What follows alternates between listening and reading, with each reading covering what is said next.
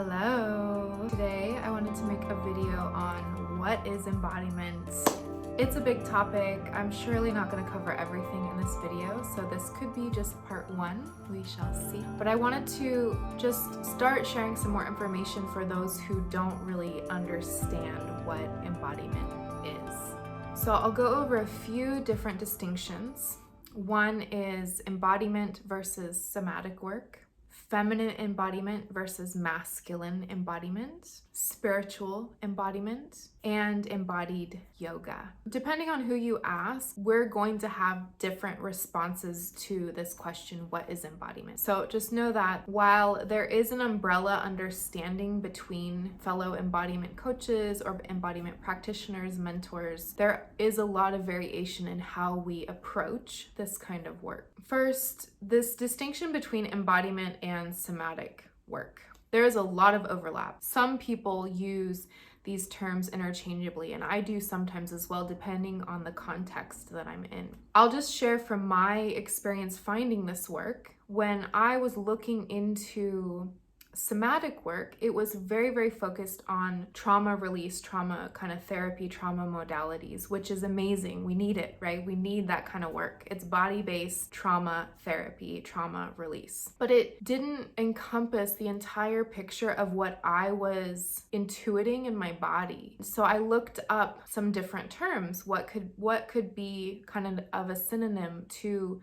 somatic, and I just thought of the word embodiment. I knew I had heard the word before, but it just came to my mind. I'm like, okay, what embodiment work? And that lined up a lot more with what I was intuiting. It's not just about trauma release, but it's also about cultivating what we do desire to feel and what we do desire to cultivate in our lives. And not just from the mindset shifting, not just from the head intellectualizing, thinking about it, positive affirmationism, but actually embodying that felt sense difference in our body, from trauma release to flourishing, for example. There's also this nuance in the embodiment work that I'm really drawn to. Is it's about inhabiting your body as fully as possible. So most of us kind of walk around, go throughout our day in a semi-robotic, semi-numb way of being. We just are habituated to certain, ways of walking, ways of driving to work,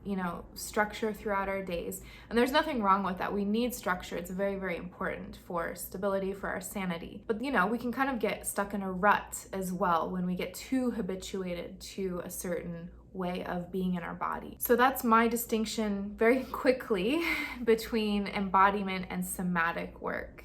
So one of the modalities that I'm certified in is called feminine embodiment. How I describe feminine embodiment, it's really about perceiving the internal felt senses in our body and allowing that to inform how we be in the world, that to inform how we show up and express, sound, move in the world. We can think of this word called interoception when we think of feminine embodiment. So interoception is this awareness of our internal felt senses, how we feel inside our body. And a lot of us don't have a lot of awareness. A lot of people know the basics. I'm hungry, I need sex, I need to go pee, things like that. And sometimes they can feel like, oh, I feel really, really sad, or I feel really angry. But a lot of times people can just kind of navigate through their day without tuning into the more subtle aspects of how they're feeling. And that's really important to tune into when you want to learn to navigate through the world in a more authentic way, a more true to yourself way, because our internal felt senses tell us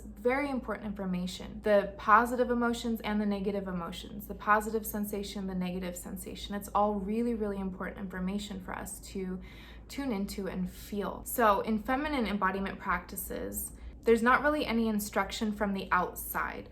So I hold space for my clients and I guide them in a way for them to really tune into what's happening inside their body and let that move and express through their body, through movement, through sound, through breath, through tears, whatever naturally wants to rise up and be expressed.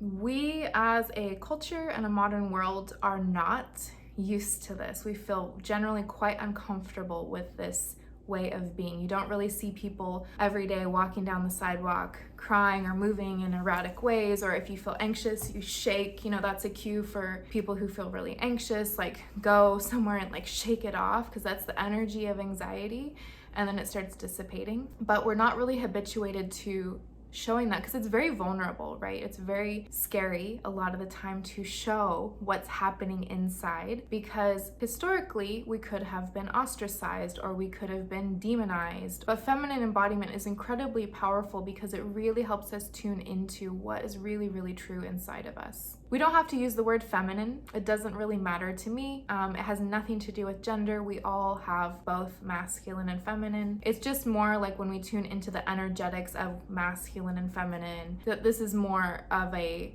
typically feminine quality or a feminine way of being in the world, energetically speaking. So masculine embodiment would be the opposite of this. So masculine embodiment is movement guided by the outside in.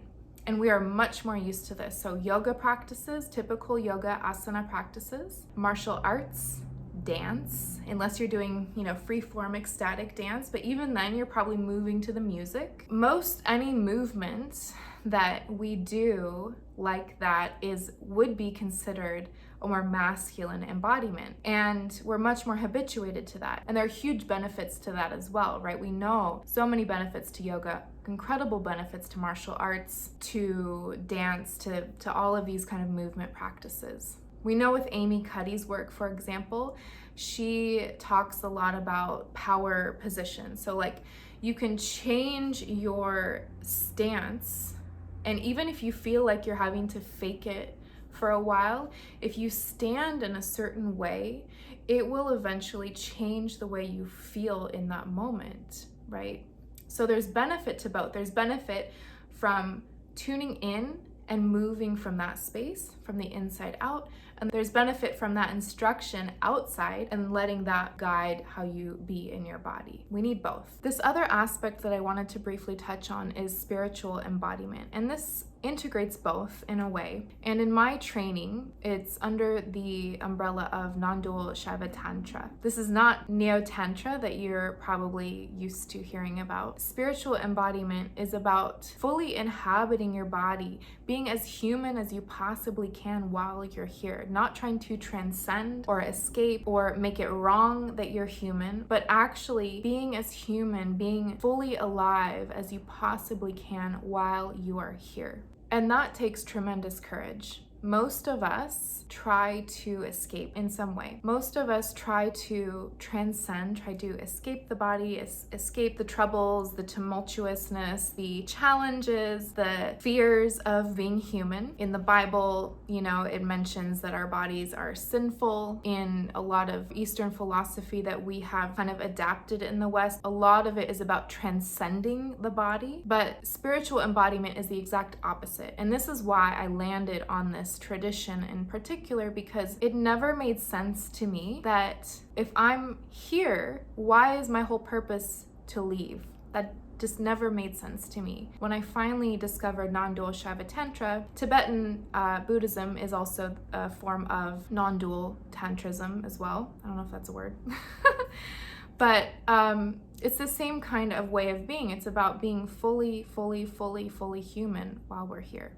And it's a beautiful thing. It's a rich way of being in the world. It's a very radiant, reverent way of being in the world. And then this final aspect that I just want to touch on is embodied yoga practice. So this is very much related to all the others. Non-dual Shaiva Tantra is yoga in the philosophical term. So in embodied yoga, what we do is we start bringing more awareness into different layers of our body while we do an active asana practice. For example, most asana practices, people tune into their muscles, to their breath, to the more obvious things. Maybe they feel the sweat on their skin, right? But in an embodied yoga class, we'll tune into different layers of the body that we don't normally tune into. For example, we might tune into our nervous system throughout our whole body and move with the awareness of our nervous system. Or we might tune into the cells that are alive on every level of our body. Just practice that right now. It feels so amazing. It's like this sparkly aliveness on every level of your body. The cells are alive. It's amazing. I hope you can feel that. It's not just me. Anyone who can tune into that feels that aliveness, that vitality. We might tune into our fat. This one is one of my favorites to tune into because especially as women, we have a lot of apprehension to feeling our fat. We think it's like this just weight that's like holding on to us, but it's actually stored energy. And when you tune into that, it's incredibly alive. It's incredibly juicy, and you can feel this like sensuality, the sensualness in that part of our body. It's amazing. It's a totally different way of relating to your body. It's a much more empowering way to relate to your body. In embodied yoga, we can also tune into the elements, as water, as fire, as air, earth, all kinds of things. There's lots of exploration to do, not just in the yoga practice, but in all of the practices. So there are some distinctions just in a quick nutshell. I really welcome any questions you have, any comments you have, please put them below. I'm happy to elaborate on anything else where you might have some questions. And again, please, if you liked this, subscribe wherever that button is. I'm still figuring it out. Like, comment, follow, subscribe, whatever that is, please. And I will see you next time.